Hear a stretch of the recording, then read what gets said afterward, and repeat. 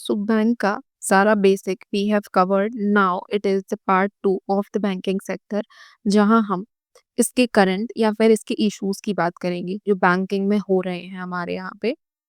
ये सारे इश्यूज हैं that we are covering.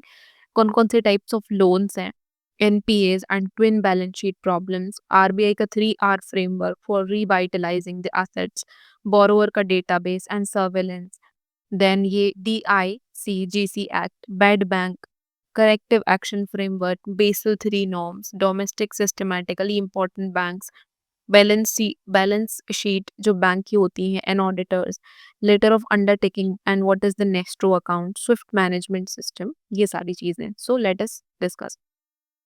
Firstly, type of loans, कौन कौन से टाइप्स के लोन होते हैं। पहले होते हैं प्राइम बोरोअर्स। प्राइम बोरोअर्स वो बोरोअर्स होते हैं जिनके पास कैपेसिटी होती है, वो पे कर सकते हैं। सब प्राइम बोरोअर्स कौन से होते हैं? सब प्राइम बोरोअर्स वो होते हैं जिनके पास कैपेसिटी ही नहीं है कि वो पे कर सकते हैं। देन आ जाते हैं हमारे over leveraged borrowers. What are over leveraged borrowers? So these are the borrowers जिन्होंने इतना बोरो कर लिया है, उनकी औकात से ज़्यादा लोन ले लिया है जितना वो पे नहीं कर सकते। अब ज़ोंबी लेंडिंग क्या होती है? ज़ोंबी लेंडिंग वो होती है मतलब जब एक वीक बैंक प्राइम, सब प्राइम मतलब कि जिसकी कैपेसिटी ही नहीं है पे करने की, और ओवर लेवरेज्ड मतलब जिसने अपनी औकात से ज़्यादा लोन लिया है। और कोई इंसान जब इन दोनों को लोन दे रहा है तो वो होती है ज़ोंबी लेंडिंग। और वो भी कौन-सा? एक वीक बैंक। तो ये तो मतलब भूतिया लैंडिंग होगी कि वापस तो आने वाला ही नहीं है। एक तो वीक बैंक दे रहा, ऊपर से सब प्राइम और ओवर लेवरेज्ड बोरोवर्स को दे रहा।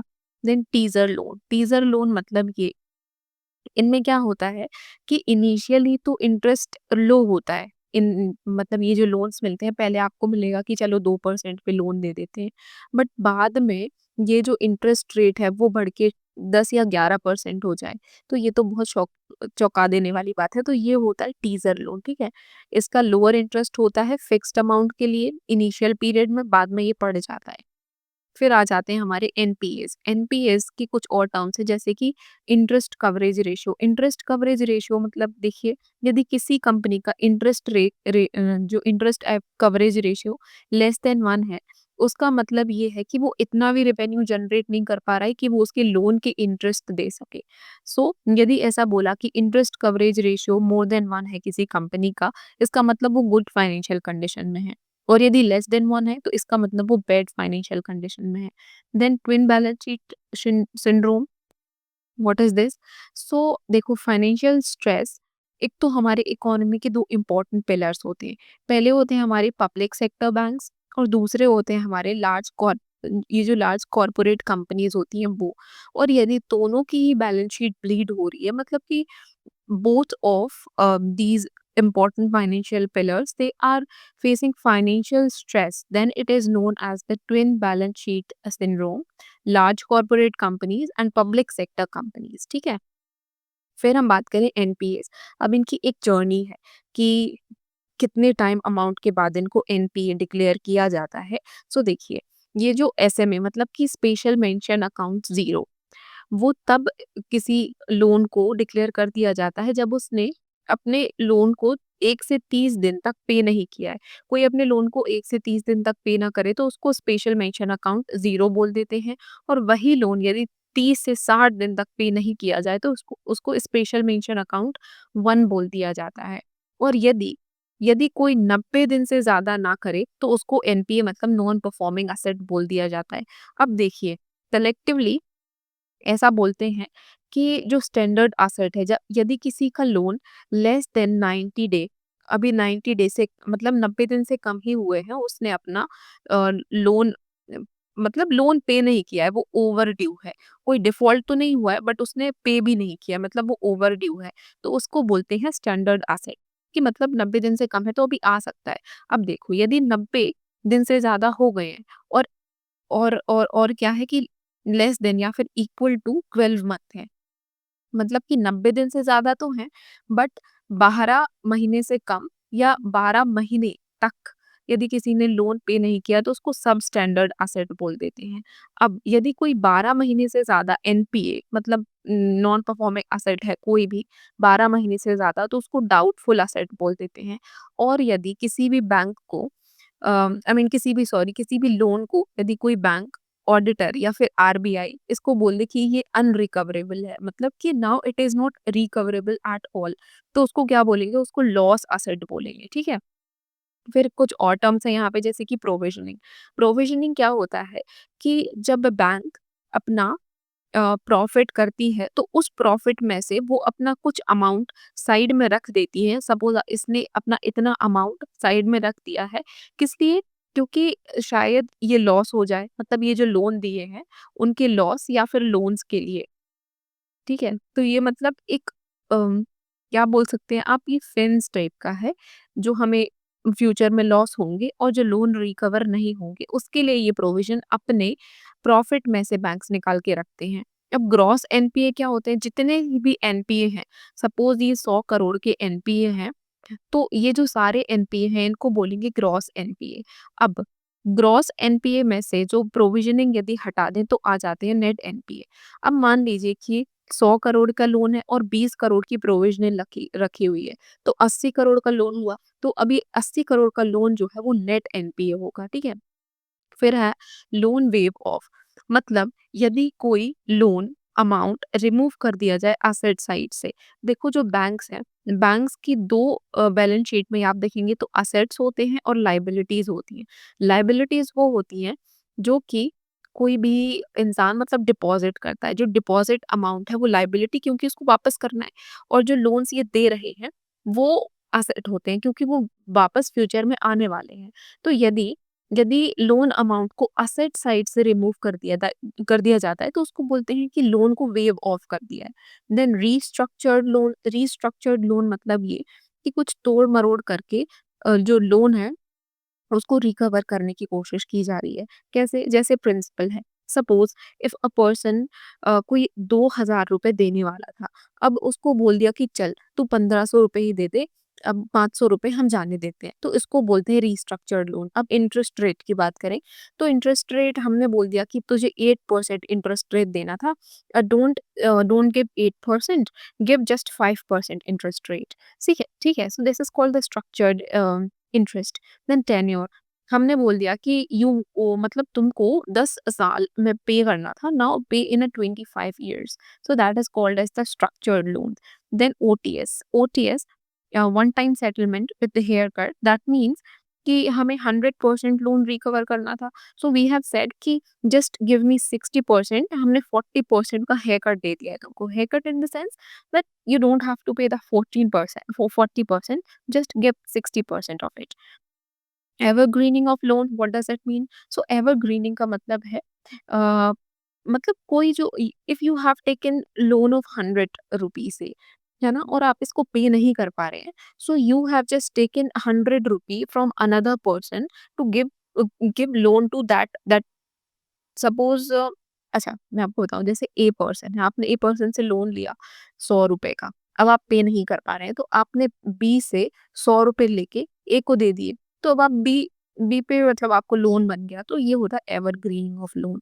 फिर हम बात करते हैं 3R framework of the RBI. So इसके 3 पिलर्स होते हैं, एक होता है रेक्टिफिकेशन, दूसरा होता है रीस्ट्रक्चरिंग एंड तीसरा होता है रिकवरी।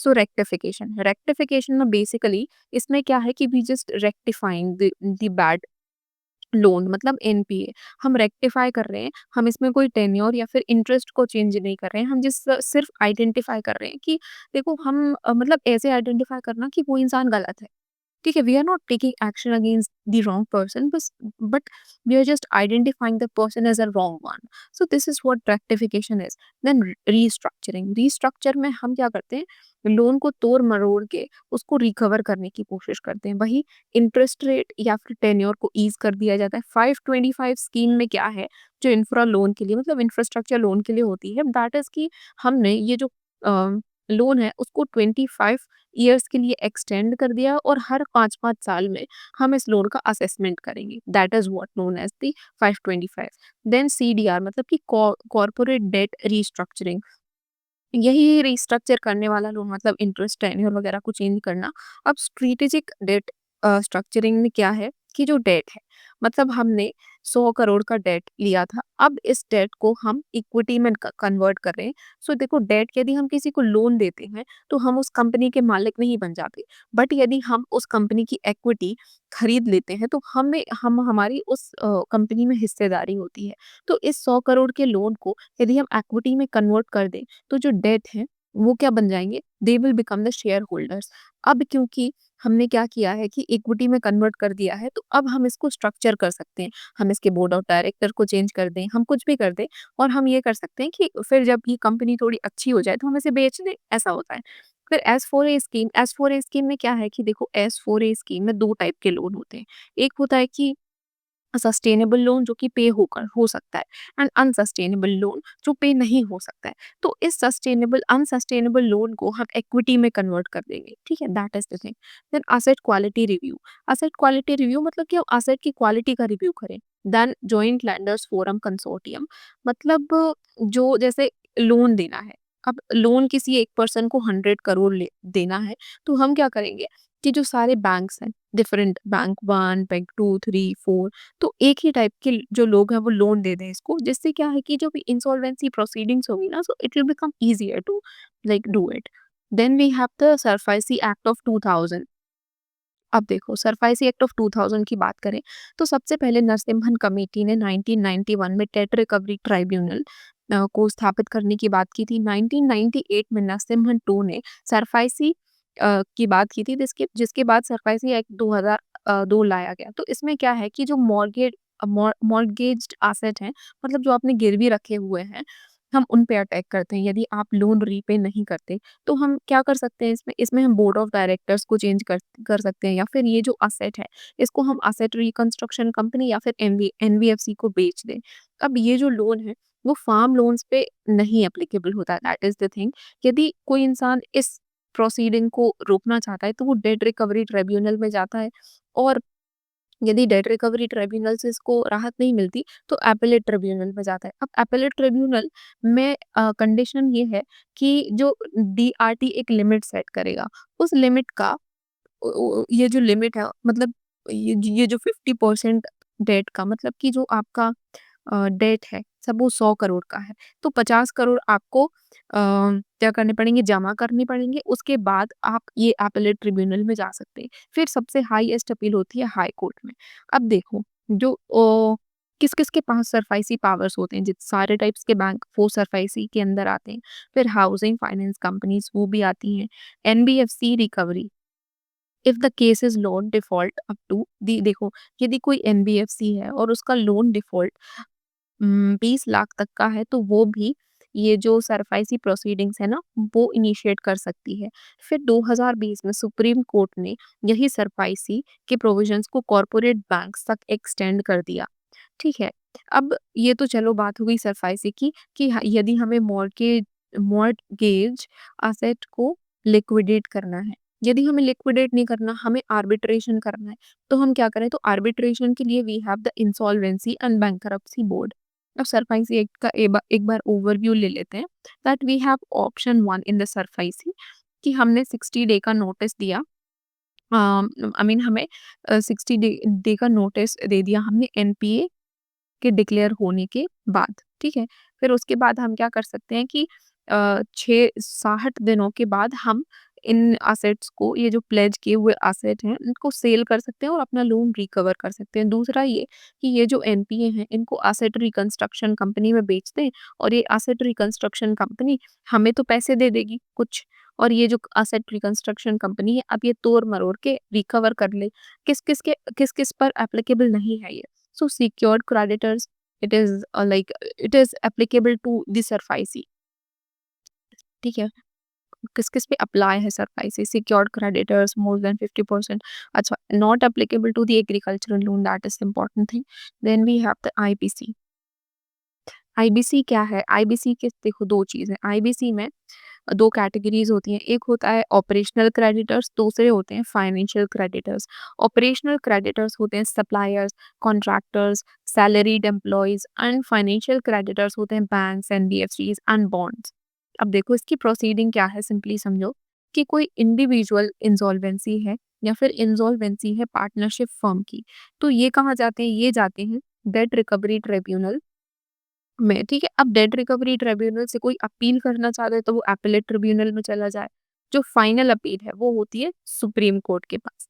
फिर हम यदि कोई इंसॉल्वेंसी करना चाहता है लिमिटेड लायबिलिटी पार्टनरशिप की या फिर कॉर्पोरेट इंसॉल्वेंसी, तो वो जाता है एनसीएलटी में, ठीक है? ये एडजुडिकेटिंग बॉडी है। देन एपेलेट ट्रिब्यूनल भी है इसका, एनसीएलटी का, जिसको national company law appellate tribunal बोलते हैं। And final appeal again to the supreme court, ठीक है?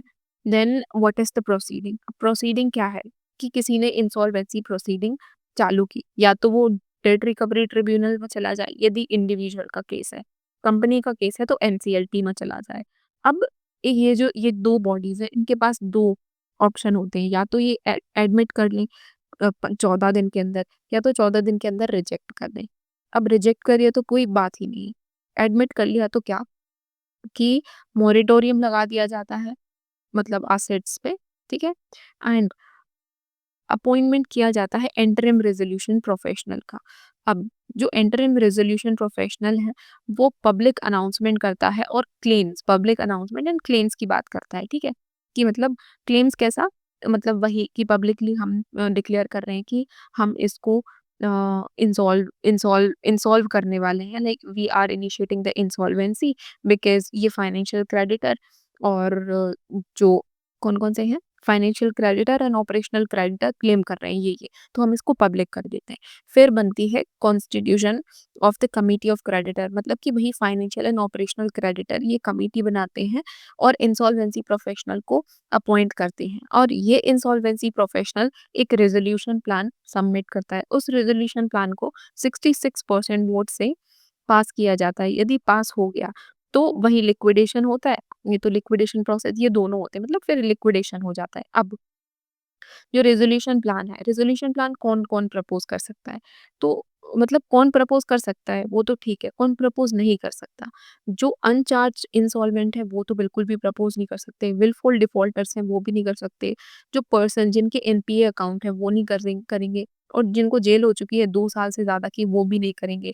डिसक्वालिफाइड डायरेक्टर्स एंड कोई भी पर्सन जिसको सेबी या फिर आरबीआई ने प्रोहिबिट किया है, जो फ्रॉडुलेंट ट्रांज़ैक्शन में इन्वॉल्व है, या फिर foreign entities from the restricted jurisdiction, मतलब कोई भी फॉरेन एंटिटी जहाँ मतलब we have restricted jurisdiction from that, हमने उस पे रोक लगा रखी है फॉरेन पे, ऐसा वाला। फिर जो आईबीसी है, आईबीसी एक तो 2016 का है, फिर 2019 में कुछ इसमें अमेंडमेंट किए गए थे। क्या? कि जो होम बायर्स हैं, होम बायर्स को भी अब फाइनेंशियल क्रेडिटर गिना जाएगा, ठीक है? अब टाइम लिमिट पहले कितनी थी? पहले तो मतलब 180 और 90, मतलब क्या? ये हो गई 260 दिन, फिर इसको 330 दिन बढ़ा के कर दिया गया। And then what they have, मतलब विथड्रॉल ऑफ जो प्रोसीडिंग है वो। तो ये सिर्फ जो एनसीएलटी है, एनसीएलटी की, मतलब यदि कोई रिपोर्ट या फिर क्या बोल सकते हैं आप, कोई भी proceeding, withdrawal of the CrPC, मतलब कि कॉर्पोरेट इंसॉल्वेंसी रेजोल्यूशन प्रोसीडिंग, कोई भी प्रोसीडिंग यदि एनसीएलटी में आ गई है तो फिर उसके बाद आप उसको विड्रॉ नहीं कर सकते। बट अब ऐसा अलाउ कर दिया गया है कि अब आप विड्रॉ कर देते हैं यदि 90% कमिटी ऑफ क्रेडिटर अप्रूव कर देते हैं कि चलो विड्रॉ कर लेते हैं तो। अब ये तो चलो ये बाद में है।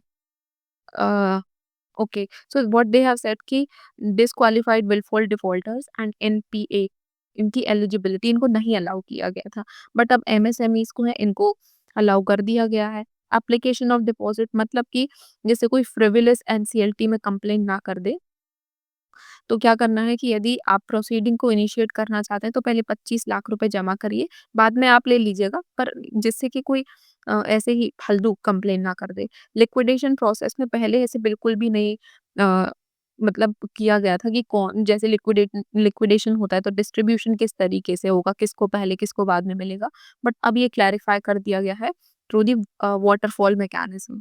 फिर प्री पैक्ड इंसॉल्वेंसी, चलो ये तो 2021 के अमेंडमेंट में बताया गया है।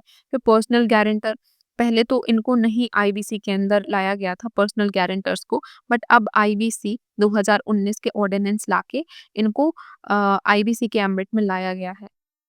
फिर है 2021 का अमेंडमेंट। अच्छा, 2021 के अमेंडमेंट में अब क्या है कि जो pre packed insolvency resolution process for the MSME है, उसको लाया गया है। मतलब कि ये सिर्फ़ एमएसएमईज़ के लिए है।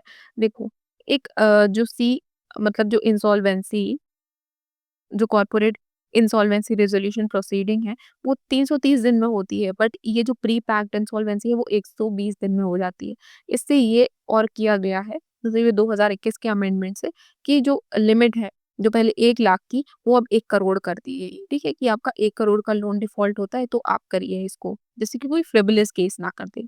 एंड क्रेडिटर राइट, देखो इसमें ये बोला है, जो एमएसएमई का केस है, उसमें ये बोला है कि जो एमएसएमई चाहे तो सेटलमेंट कर सकती है विदाउट आउटसाइड बिड, मतलब कि वो अंदर ही अंदर सेटलमेंट कर कर ले without going through the this pre packed insolvency. और जो अब ट्रिगर, मतलब कौन प्री पैक्ड इंसॉल्वेंसी को ट्रिगर कर सकता है, ऐसा बोला गया कि जो ऑपरेशनल क्रेडिटर्स हैं और उन ऑपरेशनल क्रेडिटर्स में से 10% ऑफ डेट होता है, ठीक है? तो वो क्या कर सकते हैं, वो ट्रिगर कर सकते हैं इसको। अब liquidation framework in unsold asset के लिए ये 90 डे कर दिया गया है, ठीक है? क्रॉस बॉर्डर इंसॉल्वेंसी पहले तो नहीं था, बट अब ये फ्रेमवर्क अपनाया गया है 2021 के अमेंडमेंट से, बेस्ड ऑन दी यूएन मतलब यूएन सेट्रल मॉडल लॉ, जो कि बाद में अप्लाई होगा, ठीक है? फिर एक और चीज़ है कि insolvency bankruptcy board of India, ये क्या करते हैं, ये ओवरसी करते हैं। I mean they are the regulator for overseeing proceedings and entities like, they are regulator and overseeing of the insolvency professional agencies, insolvency professionals and information utilities. इनको statutory status मिला हुआ है आईबीसी कोड 2001 26 सॉरी 2016 से। And कौन-कौन सी companies इसमें cover हैं? I mean क्या-क्या cover है इसमें, companies, limited liability partnership and partnership firms also. Then Indian institute of corporate affairs, ये मिनिस्ट्री ऑफ कॉर्पोरेट अफेयर्स के अंडर आती है। ये क्या करती है? ये 2 मतलब सॉरी, ये 2 साल का ग्रेजुएट प्रोग्राम है इंसॉल्वेंसी प्रोफेशनल्स के लिए without acquiring 10 years of the experience, मतलब आपको 10 साल की एक्सपीरियंस की ज़रूरत नहीं है, 2 साल का ग्रेजुएट कोर्स करिए और इंसॉल्वेंसी प्रोफेशनल बन जाइए। फिर है प्रोजेक्ट सशक्त, जो कि फाइनेंस मिनिस्टर ने निकाला था इन 2018। अब प्रोजेक्ट सशक्त जो है वो 5 प्रोलॉन्ग्ड स्ट्रैटेजी है, और ये प्रपोज़ किया गया था एक पैनल के द्वारा, जिसको चेयर किया था सुनील मेहता ने। अब इसमें इन्होंने क्या बोला कि जो यदि कोई लोन 50 करोड़ का है, तो वो बैंक अपने लेवल पे मैनेज कर ले, और यदि कोई लोन 50 से 500 करोड़ तक का है, तो इंटर क्रेडिटर एग्रीमेंट करिए आप, ठीक है? जो कि जो कि रेज़ोल्यूशन प्लान को इम्प्लीमेंट करेगा।